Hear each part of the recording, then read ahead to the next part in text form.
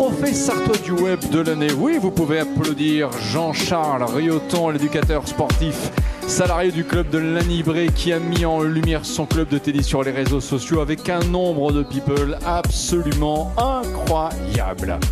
Jean-Charles Rioton, mais il y a aussi comme Sartois du web. Vos applaudissements pour Jérémy Bourgon, ce passionné de pêche au silure, le poisson d'eau douce le plus puissant d'Europe. Il y a énormément de personnes qui suivent ses tutos sur les réseaux sociaux. Il met aussi ses compétences pour aider les entreprises dans leur communication. Iman, également, vous applaudissez cette jeune étudiante à la Sorbonne, 22 ans, qui a grandi au Mans et qui a créé Recettes Échelon. C'est un compte Instagram pour partager des bons plans et des recettes simples à petit prix, en pensant également beaucoup aux étudiants. Bravo Iman. Et puis mesdames et messieurs, il y a également Julien Bonnet de l'entreprise de métallerie Technium et de la marque Ma Belle Verrière à Torigné-sur-Douai, qui a notamment le compte Sons of Métallerie et quantité de très belles réalisations, plus de 90 000 abonnés. Reste à savoir pour qui vous avez voté.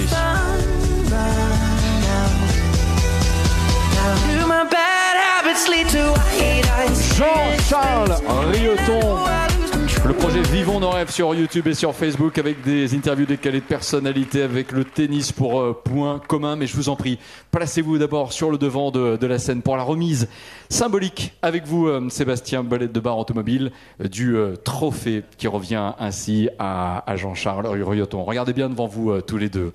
Bonsoir et bravo, respect pour ce que vous avez fait. Alors on pourrait parler des heures et des heures, on va essayer de tout concentrer quand même en un minimum de temps.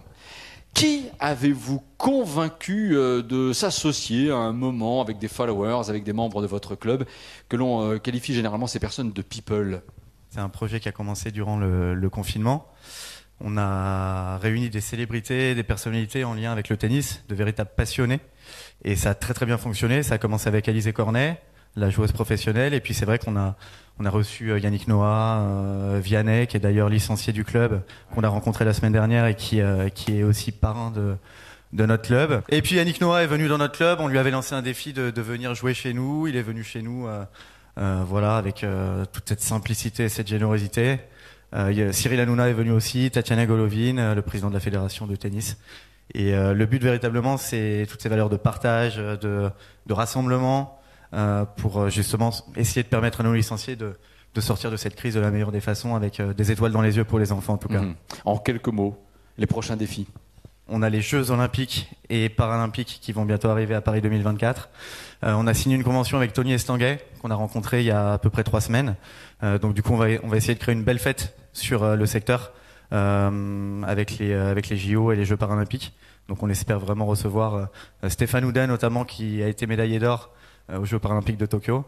Et on espère le recevoir, ainsi que de nombreuses personnalités encore, pour faire rêver nos enfants. C'est ça le principal en tout cas.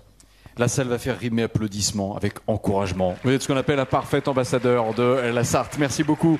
Passons maintenant au trophée Jeune Talent, un trophée justement parrainé par le conseil départemental de la Sarthe. L'occasion de convier Frédéric Bochef à nous rejoindre de nouveau.